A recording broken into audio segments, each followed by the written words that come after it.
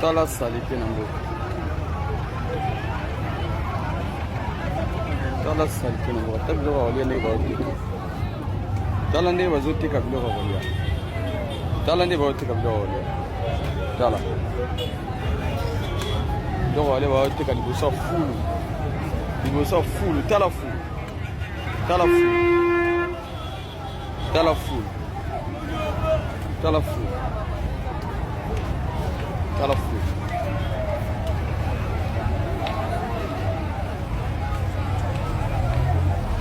Tala fulu. Fulu salite na mboka salite. Tala fulu. Tala fulu salite.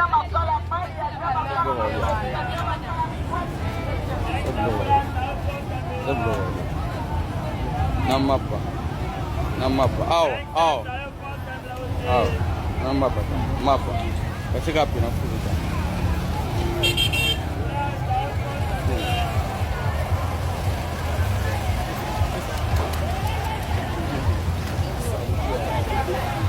Tabako leka. Ta salite. Awa bandeko. Nakana wita.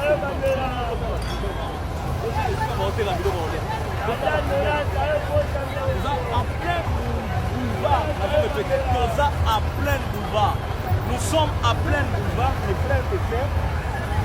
Regardez combien on souffle. Autant la vie nous à plein boulevard. On est et pour la taxe. Batu bandiaka. Batu badora salaire ya wenze. Oh ba maman bozo mona badoteka awa. Mais regardez là où on va voter que la mission de Rolia. Autant la mission va voter que la mission de Rolia. À quelques centimètres d'ici, ils ont un dépôt pharmaceutique. Je me dis, importance de Ezali Nini. Importance peuple à toute la taxe. Na wenze oh il va voter à la place de la santé, va maladie. Service ya hygiène Ezali Wapi. Où est le service ya hygiène? Service ya hygiène. Ministre ya environnement. Ministre ya environnement. Vous nous dérangez matin, midi et soir dans la réunion pour que les COP 22, COP 23, COP 24, 6 mois. Mongo, oyo va foutre la taxe, oyo, et donc il est wapi. Soit un mot comme bien, soit un mot comme bien. Mongo, oyo, donc foutre la taxe. Ça va où? Mongo kende wapi, mongo ya taxe na biso. Et donc kende wapi. Regardez comment on va. Comment? On t'a laissé la beauté de la mission de Rolia. Où est Tawa? Ma maman, oh, va foutre à ma taxe. Va foutre à ma taxe. Mais va ticket, va foutre à Wana. Qu'est-ce qui nous a manqué pour nous? On a foutu. Oh, Rolia. Ça fait très mal. Ça fait très mal. Ça fait très mal. Continue à ma policier, Robin Nabango, vous allez les premiers. Continue à service. On a relongé la saleté na Obisika. C'est très difficile. Tolinga mboka na bosolo. Lipa baote que la biso awa na poubelle. Biloko madesu na poubelle. Faisons respirer na poubelle. Et vous voulez que nous soyons en bonne santé. Et vous êtes là au Parlement. Et vous êtes là dans la présidence. Vous êtes dans le ministère. Vous êtes que nous travaillons pour le peuple. Que le peuple, regardez le peuple, comment il souffre ce peuple. Ce peuple que vous maltraitez avec le polo. Regardez là où les Congolais vendent. Regardez là où les Congolais mangent. Regardez là où les Congolais vivent. Je vous rappelle que nous sommes à boulevard du 24 novembre.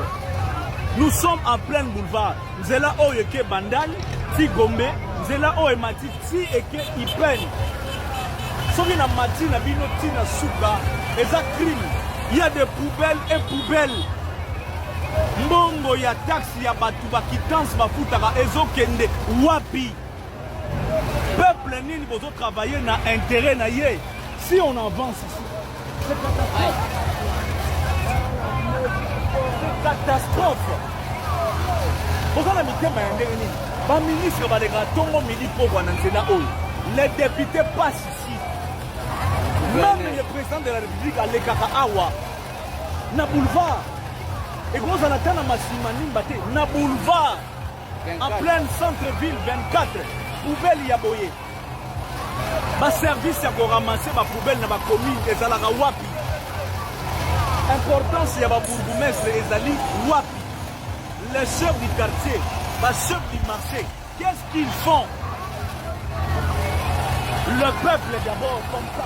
C'est ça la vie d'un peuple. C'est ça la vie du peuple. C'est ici que le peuple mange. C'est ici que le peuple trouve quelque chose à manger. Il faut arranger là où les gens mangent. La cuisine ne peut pas être saleté et que les gens soient en bonne santé.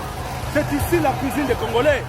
Ministre de l'économie, les Congolais na nzela, les Indiens na bakata boutique, les Congolais na balabala, les Chinois na kata boutique, et les maisons, des grandes maisons. Les Congolais na se ya moi, les Pakistanais na kati ya climatiseur na ba boutique.